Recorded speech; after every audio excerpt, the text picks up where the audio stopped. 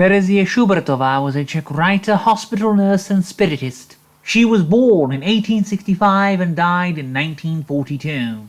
Very little is known about her, beside the fact she may have been a medium and that her books were published by Karel Sezemský, the founder of Czech Spiritism. Her biographical A Nurse's Memories from 1916 is less of a biography.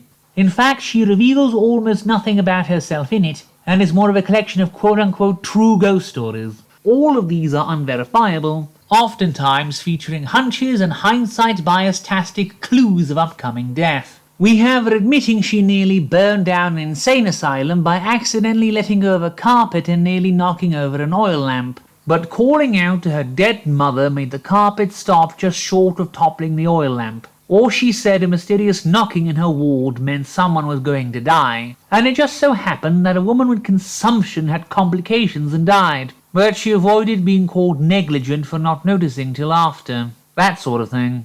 Among others, we have a nurse refused to go into a room because she thought the dead body they left there for days for some reason of an old woman she bullied right before she died was pulling her hair. This is probably the most traditional ghost story-like narrative, beside the story of an insane man hiding a knife and cutting his throat with it later, the staff being more worried about sewing up his bleeding neck while he is still alive, conscious and fully unmedicated, so they can pretend he died of natural causes. Oddly enough, the otherwise empathetic narrator has nothing to say about that. Also, there are 2 instances where she admits she let her consumptive patients pressure her into eating their food, risking a literal fatal infection for no discernible reason. That same year, she published her best work, a 32-page pamphlet, Mystical Stories from Beyond the Grave. A dead man's adventures has a poor man die and be helped through the terrifying journey through the afterlife to the gates of heaven by all those he helped in life, but refusing to enter heaven if his dog is not in it,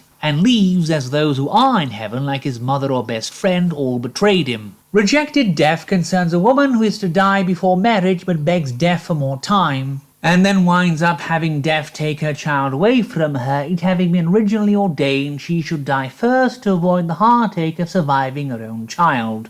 The heaviest curse has a rich man and poor man travel through the cosmos after death, but the rich man's soul sinks to hell, being weighed down by the curse of his own mother. Her lost soul concerns 2 sisters, one rich and one a poor prostitute, who sold herself so others could live and only she is allowed into heaven. A mother's love has a dead woman rise from the grave to see her sister abuse the dead woman's child, so the mother takes the child's soul with her because killing it is somehow merciful. We will also cover her extremely rare 1919 novelette The Dead Return. Terinka is a poor orphan who keeps being abused by her foster parents and winds up with an especially cruel female moneylender who forces her to sell newspapers and beats her. The girl in the meantime becomes obsessed with a doll she sees in a toy shop window, so painfully saves up for it, but someone else buys it first. So she steals it while paying for it and hides with it at the local graveyard, falling asleep in the snow, next to the grave of a countess's child.